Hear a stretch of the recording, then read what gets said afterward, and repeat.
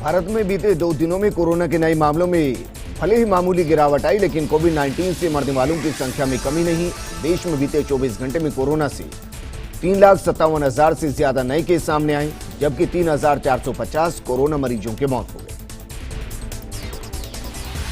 केंद्रीय स्वास्थ्य मंत्रालय के मुताबिक बीते 24 घंटे में 3,20,289 कोरोना मरीज डिस्चार्ज हुए हैं। भारत में कोरोना के एक्टिव मामलों का आंकड़ा बढ़कर 35 लाख के करीब पहुंच चुका है। दिल्ली के ताजा हालात पर सीएम केजरीवाल ने कहा कि कोरोना की दूसरी लहर खतरनाक साबित हो रही है, मिलकर काम करने की जरूरत। अगर हालात सुधरे तो जल्द हटाएंगे लॉकडाउन।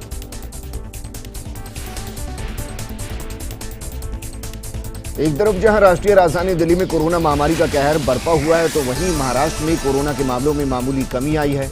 महाराष्ट्र में नए मामलों की संख्या 50,000 के नीचे होने के साथ मौत के आंकड़े भी कम दर्ज किए गए, जबकि उत्तर प्रदेश, मध्य प्रदेश और बिहार का हाल बेहाल।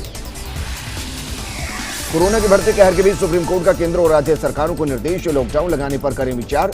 कोर्ट के मुताबिक जिन लोगों पर लॉकडाउन का असर पड़ सकता है, उनके लिए खास इंतजाम किए जाए। सुप्रीम कोर्ट ने केंद्र को राज्यों में ऑक्सीजन का आपातकालीन भंडार बनाने का निर्देश दिया। अस्पतालों में भर्ती करने पर स्पष्ट राष्ट्रीय नीति बनाने का भी आदेश दिया गया। भारत में कोरोना वायरस के बढ़ते संकट के बीच कांग्रेस सांसद राहुल गांधी ने एक बार फिर से भारत सरकार को सुझाव दिया। राहुल गांधी ने मंगलवार को ट्वीट कर कहा कि इस वक्त कोरोना की लहर को रोकने का एकमात्र उपाय संपूर्ण लॉकडाउन है। सुप्रीम कोर्ट की बड़ी टिप्पणी, कहा मीडिया को हायर अदालतों में रिपोर्टिंग से रोका नहीं जा सकता। सुप्रीम कोर्ट ने चुनाव आयोग से कहा कि मीडिया को ओरल ऑब्जर्वेशन की रिपोर्टिंग से रोकने की उनकी अपील कतई सही नहीं और इसकी अनुमति नहीं दी जा सकती। प्रधानमंत्री नरेंद्र मोदी की बोरिस जॉनसन के साथ वर्चुअल समिट, इस दौरान रोडमैप 2030 को लॉन्च किया गया। बताया जा रहा है कि इस रोडमैप का मकसद आने वाली 10 साल में भारत और ब्रिटेन के बीच रिश्तों और सहयोग को मजबूत करना है। देश में कोरोना की दूसरी लहर से हालात बेकाबू, कई देशों में भारत की मदद के लिए आगे हाथ आए। कुवैत से भेजे गए 282 ऑक्सीजन सिलेंडर्स और 60 कंसंट्रेटर्स। कोरोना के बीच दिल्ली को थोड़ी सी राहत, 18+ को लग रहा वैक्सीन सेंटर पर पहुंच रहे लोग, लेकिन अभी भी बनी है दिल्ली के अस्पतालों में ऑक्सीजन की कमी। करीब 2 महीने तक पेट्रोल डीजल के दाम में जनता को राहत मिलती रही, लेकिन अब चुनाव खत्म होते ही तेल कंपनियों ने फिर से दाम बढ़ाने शुरू कर दिए। मंगलवार को दिल्ली में पेट्रोल जहां 15 पैसे प्रति लीटर महंगा हुआ, तो डीजल में भी 18 पैसे प्रति लीटर की बढ़त हुई। हजारीबाग से 3 बार सांसद रही यशवंत सिन्हा का बड़ा बयान, बोले पश्चिम बंगाल के नतीजों के बाद पीएम मोदी और अमित शाह को इस्तीफा दे देना चाहिए। पश्चिम बंगाल में विधानसभा चुनाव के नतीजे आने के बाद से अलग अलग इलाकों में हिंसा जारी। बीजेपी ने हिंसा का आरोप टीएमसी पर लगाया। और पश्चिम बंगाल दिल्ली लोकसभा सीट से बीजेपी सांसद परवेश साहिब सिंह ने विवादित बयान दिया। प्रदेश में चल रहा 17 मई तक महामारी रेड अलर्ट, जन अनुशासन पखवाड़ा, बेवजह बाहर न निकले, मास्क लगाएं, दूरी बनाकर रखें।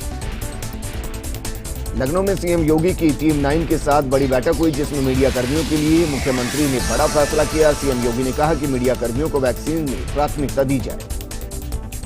यूपी पंचायत चुनाव में बीजेपी को सियासी तौर पर बड़ा झटका लगा। अयोध्या से लेकर मथुरा और काशी सहित प्रदेश भर में सपा ने बीजेपी को करारी मारी।